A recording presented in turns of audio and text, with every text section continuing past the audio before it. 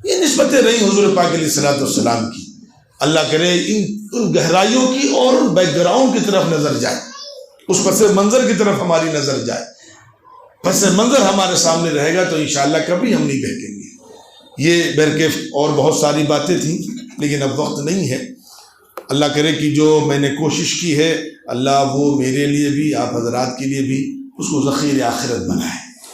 ہمارے حضور پاک علیہ الصلوۃ والسلام کی شان میں کوئی گستاخی کرے، مجھے کوئی کچھ کہے تو مجھے برداشت نہیں ہوتا.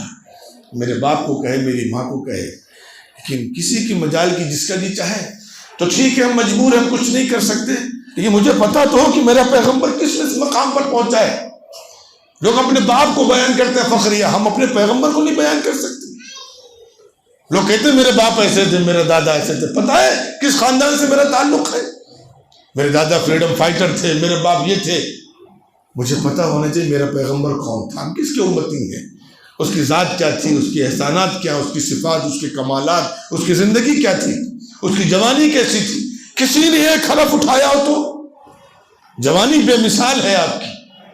25 سال کی عمر کی جوانی، چاند بھی رک رک کر جس کا نظارہ کرتا ہو. کون سی عورت تھی جو فریفتہ نہیں ہوگی؟ لیکن اس کے بعد بھی آپ نے کبھی نظر اٹھا کر دیکھا ہو کسی کی طرف؟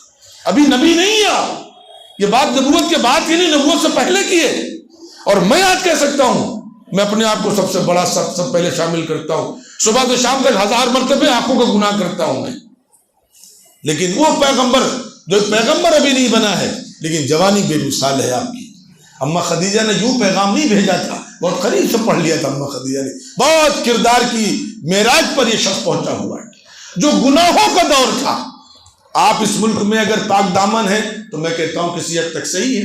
لیکن یورپ جائیے جہاں کے سلسلے میں بل کلنٹن نے کبھی کہا تھا کہ یہ ملک کو آنے والے 50 سالوں میں ایسا دنیا کا واحد ملک ہوگا جہاں سب سے زیادہ حرام زادے رہیں گے، جنریشن وداؤٹ فادر. وہاں سے کوئی شخص اگر پاک رہ کر کہے تو کمال ہے اس کا.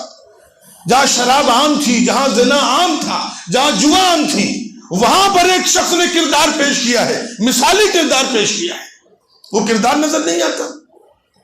بھئی یہاں ہم نے رشوت اگر نہیں لی تو کیا کمال، ہم تو محراب تک میں محفوظ ہیں. لیکن ایک مسلمان جو سرکاری ملازم ہو جہاں صبح و شام رشوتیں آتی ہوں، یوں کہیے ایک شخص جو چکنے پر بیٹھتا ہو، طوائف خانے میں رہ کر اپنی عزت بچا کر کے واپس آ جائے، اس کا کمال ہے.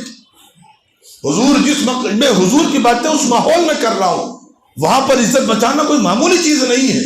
لیکن حضور نے کبھی کسی کی طرف نوجوانی میں جوانی میں نظر اٹھا کر کے نہیں دیکھا. وہ کردار پیش کیا، وہ کردار نظر نہیں آتا. 50 سال کی زندگی نظر نہیں آتی، اور اس کے بعد جو زندگی نظر آ رہی اس کو تم اتنا ہے، پس منظر نظر نہیں آ رہا ہے. اس لیے میرے عزیز بس اپنے ایمان کے لیے سب سے بڑی بات یہی ہے کہ معراج کے بعد کس کو کیا چیز اچھی لگے گی. اللہ کے دیدار سے بڑی کیا چیز ہے؟